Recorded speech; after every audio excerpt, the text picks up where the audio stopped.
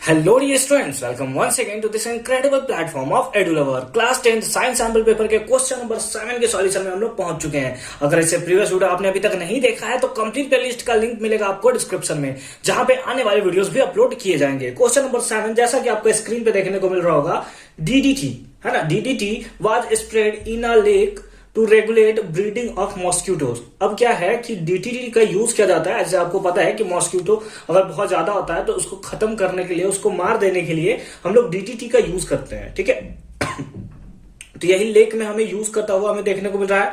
How would it affect the trophic level in the following food chain associated with the lake. तो अब हमें बताना है कि ये डीडीटी जो है वो कैसे इफेक्ट करेगा किसको, तो लेक में रहने वाले एक्वाटिक एनिमल्स जो होते हैं उनके लाइफ के ऊपर या फिर ट्रॉफिक लेवल के ऊपर। Justify your answer. तो वहां पे इस टाइप से फिगर बना हुआ है, इस टाइप से फिगर बना हुआ है। अगर मैं थोड़ा सा आपको रिकॉयल कराऊं तो हालांकि इससे उसको कोई मतलब नहीं है, लेकिन यहां से आप बहुत अच्छे से समझ सकते हो।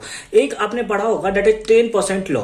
10% लॉ में क्या होता है कि लेट अस सपोज सबसे पहले ग्रास है, ग्रास को किसने खाया, तो डियर ने, और डियर को फिर कौन सा ट्रॉफिक लेवल आता है, दैट इज लायन, है ना। इसको लायन के थ्रू मतलब इसको इंजेक्ट किया गया। तो इसमें हम लोग को देखने को मिलता है कि अगर यहां पे 10 जूल एनर्जी है तो यहां पे 10% यानी कि 10 जूल बच जाता है, और फिर यहां से जो एनर्जी का ट्रांसफर होता है दैट इज 1% ट्रांसफर होता है। उसी टाइप अगर हम लोग डीटीटी में देखें, किसमें, डीडीटी में देखें, तो डीडीटी में क्या होता है, डीडीटी में थोड़ा इसका जस्ट अपोजिट केस होता है, क्योंकि डीडीटी जो है आपका वो नॉन बायोडिग्रेडेबल है ना, नॉन बायोडिग्रेडेबल है ना, नॉन बायोडिग्रेडेबल। इसका मतलब कि ये जो है वो इसको, जो हम लोग छोटे छोटे जो कीटाणु होते हैं, ठीक है, माइक्रो ऑर्गेनिज्म जो होते हैं, वो इस पे वर्क नहीं कर पाते, इसको खत्म नहीं कर पाते। इसीलिए जब डीडीटी एक्वाटिक इन्वायरमेंट में मिल जाता है, एक्वाटिक इन्वायरमेंट मतलब लेक में हो गया, सी में हो गया, अगर उस प्लेस पे में मिल जाता है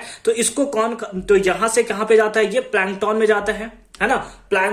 प्लैंकटन वहां से लेता है कहां, एक्वाटिक इन्वायरमेंट से, और उसके बाद प्लैंकटन को फिर कौन इंजेक्ट करता है, स्मॉल फी। स्मॉल फी को कौन इंजेक्ट कर लेता है, लार्ज फी। तो जैसे हम लोग का 10% लॉ ये घटता चला जाता है, उसी टाइप से डीडीटी जो होता है, क्योंकि ये नॉन बायोडिग्रेडेबल है, इसको खत्म नहीं किया जा सकता है, इसीलिए ये जो होता है वो धीरे धीरे बढ़ता चला जाता है।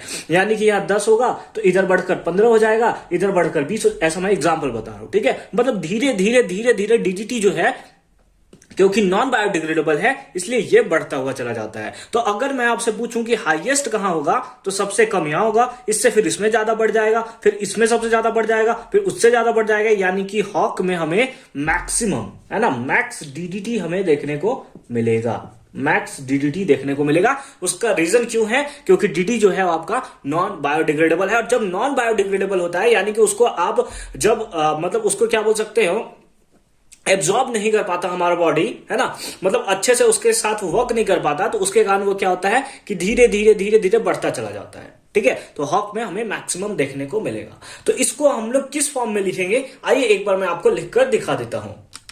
तो इसको हम कुछ इस फॉर्म में लिखेंगे, DDT is a non biodegradable pesticides. हमें पता है कि डीडीटी जो है वो नॉन बायोडिग्रेडेबल पेस्टिसाइड्स है। फिर enter the food chain from the first trophic level. कहां से स्टार्ट होता है, ये तो एक्वाटिक इन्वायरमेंट है, यहां से तो कोई इसको लिया नहीं, इंजेक्ट नहीं किया है। सबसे पहले कहां से जाता है, प्लैंकटन से। तो फर्स्ट ट्रॉफिक लेवल इसका कौन सा है, प्लैंकटन है। वो धीरे धीरे स्मॉल फिश, लार्ज फिश, और सबसे ज्यादा कहां हो जाता है, हॉक में हो जाता है। तो यहां पे लिखेंगे non biodegradable pesticides accumulate progressively, है ना, यानी कि धीरे धीरे धीरे धीरे अपने आप को बढ़ाता हुआ चला जाता है। ठीक है, जैसे जैसे ट्रॉफिक लेवल चेंज होता चला जाएगा एट ईच ट्रॉफिक लेवल। ठीक है, यानी कि यहां से यहां बढ़ जाएगा, जैसा कि आपको एग्जांपल मैंने आपको देखकर बताया था। और हॉक के पास जो होगा वो हाईएस्ट लेवल ऑफ पेस्टिसाइड्स हमें देखने को मिलेगा।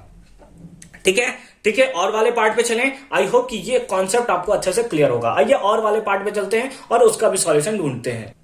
तो और वाले पार्ट में है, in the following food chain, जो नीचे आपको फूड चेन देखो, और ये वही फूड चेन है, अगर आप ध्यान से देखो तो ये वही फूड चेन है जो कुछ देर पहले मैंने आपको बताया था, जो कुछ देर पहले मैंने आपको बताया था, बस वही यहां पे दिया हुआ है। Vertical arrow indicate the energy loss to the environment and the horizontal row indicates energy transfer to the next trophic level. 10% rule लगेगा यहाँ पे। ठीक है, which one of the 3 vertical arrow ACE, A, C और E, ए grass को show कर रहा है, सी जो है डियर को शो कर रहा है, और ई जो है वो टाइगर को शो कर रहा है। ठीक है, अच्छी बात है। ACE and which one of the two horizontal arrow B and D represent more energy transfer, give reason of for your answer। तो यहाँ पे हमारा क्या होगा, 10% लॉ लगेगा, बस आप लिख दो 10% लॉ लगेगा। 10% लॉ हमारा क्या कहता है कि only 10% of energy, only 10% of energy is transferred, only 10% of energy is transferred to the next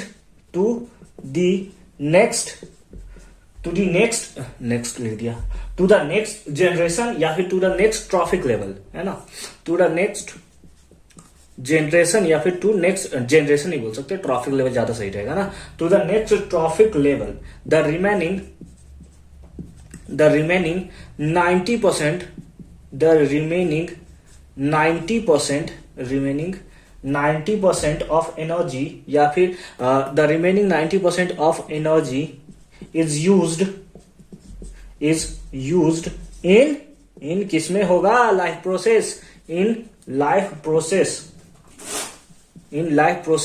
like किसमें that is digestion, है ना, digestion, फिर ग्रोथ, इंजेशन, मतलब ये सब आप लिख सकते हो, डाइजेशन में, इंजेशन में, ग्रोथ में, एंड रिप्रोडक्शन, एंड नहीं लिख सकते, बहुत सारा होगा ना, कॉमा रिप्रोडक्शन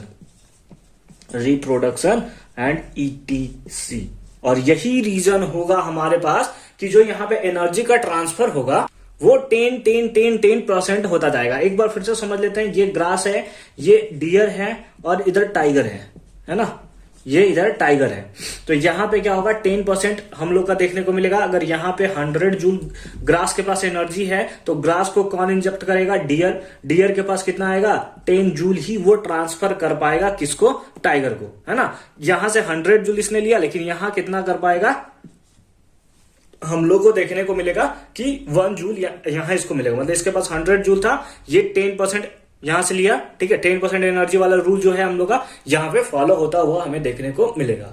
तो अगर हम लोग इसको शो किया है ए के थ्रू, है ना, ये बोला है बी, इसको बोला है सी, इसको बोला है डी, और इसको रिप्रेजेंट किया है उसने ई के थ्रू। किसके थ्रू, ई के थ्रू। तो अगर एनर्जी ट्रांसफर के बारे में बात करें तो एनर्जी कौन ट्रांसफर करेगा, ग्रास डियर को करेगा, डियर टाइगर को करेगा। तो अगर मैं आपसे पूछूं कि सबसे ज्यादा एनर्जी का ट्रांसफर कौन करेगा, तो आप बोलोगे कि ए जो होगा वो सबसे ज्यादा एनर्जी का ट्रांसफर करेगा। किसको, इसको ट्रांसफर करेगा, ये इसको ट्रांसफर करेगा।